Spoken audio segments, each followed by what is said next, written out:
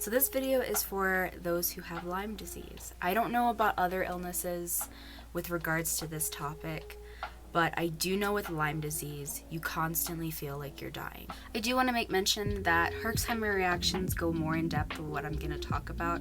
If you're new to having Lyme disease, or if you have a friend, or if you know someone who has Lyme disease and you want to get more information on that, I'll put information down below.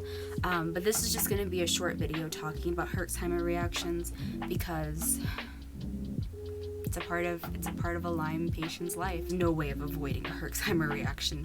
When you have it, you have it, and it's just about trying to figure out a way to get through it with ease, as much as possible as you can.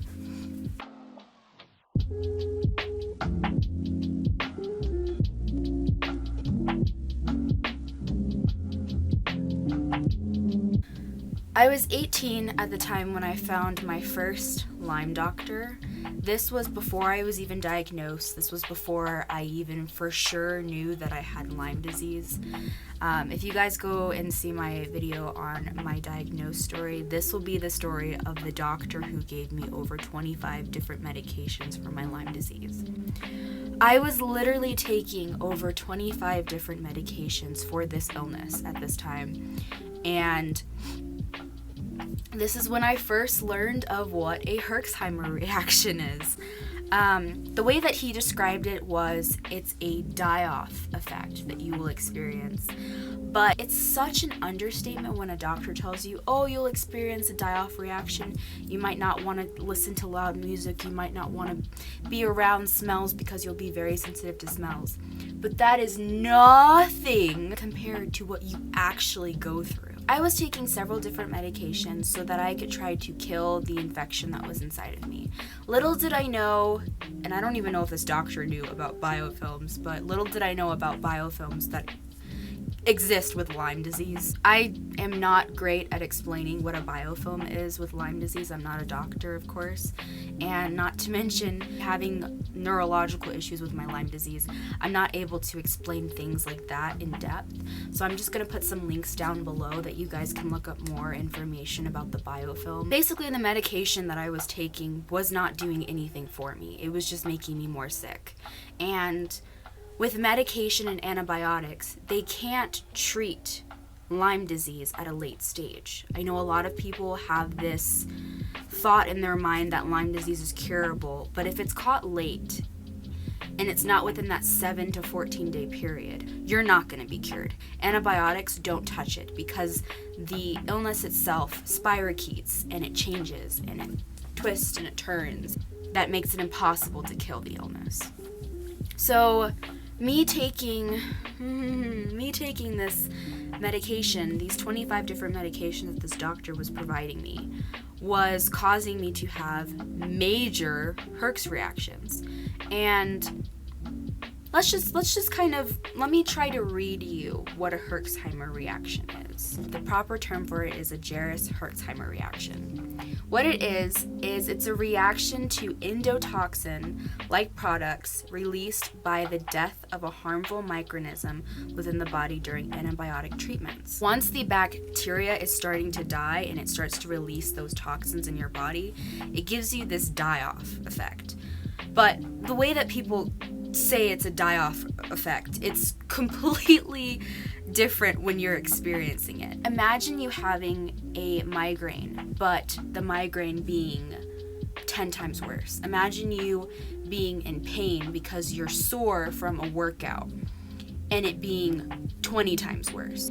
Everything that you've probably ever experienced, even if you have Lyme disease and you're in pain on a daily basis, it's 20 times worse than what you have experienced. Herx reactions are terrible. How long do Herx reactions last? The minimum of how long a Herx reaction can last is 48 hours.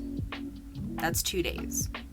For me, or for others who have massive Herx reactions, massive die-off effects, can experience it for more than a week, more than 2 weeks. I'm going to talk about 4 ways that has helped me manage my Herx reactions. The first thing, activated charcoal. I don't even know if you can see this or not. Let's see if I can kind of, there we go. activated charcoal. This stuff absorbs. This stuff, you can take it as a pill. I guess you can rinse it with your mouth. I've heard so many different ways to take activated charcoal. I take it pill form, but I normally do it before the Herx reaction gets intense.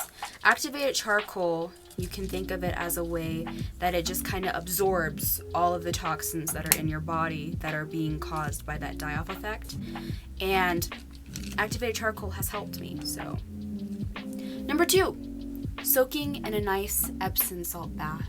I don't have a bathtub right now, so I normally use just like a little foot tub, and I just let my feet soak in that way. If you do have a bathtub, I highly recommend you soaking in a bath of Epsom salt. It's gonna relax your body. It's gonna make you feel so much better, trust me.